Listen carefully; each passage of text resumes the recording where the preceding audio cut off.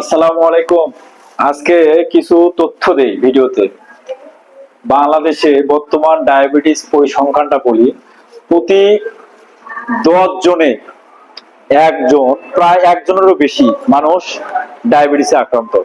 প্রতি 10 জনের একজনেরও বেশি মানুষ ডায়াবেটিসে আক্রান্ত। বর্তমানে বাংলাদেশে প্রায় 1,30,00,000 মানুষ ডায়াবেটিসে আক্রান্ত, যেটা কিনা 2045 সালে 2 কোটি ছাড়িয়ে যাবে। ইয়াং জেনারেশনের মাঝে এই ডায়াবেটিসের সংখ্যার হার আরো বেশি। 15 থেকে 35 বছর বয়সের মানুষের, ইয়াং তরুণদের মাঝে প্রতি 7 জনের একজন ডায়াবেটিসে আক্রান্ত। এটি হওয়ার প্রথম কারণ কি?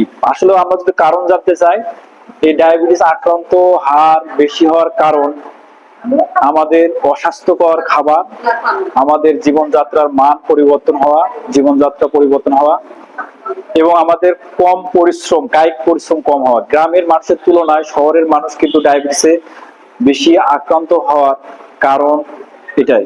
এখান থেকে পরিত্রাণের উপায় আরো একটি ভয়ঙ্কর তথ্য হচ্ছে, আমাদের দেশে শতকরা 50% মানুষ জানে না তারা ডায়াবেটিসে আক্রান্ত।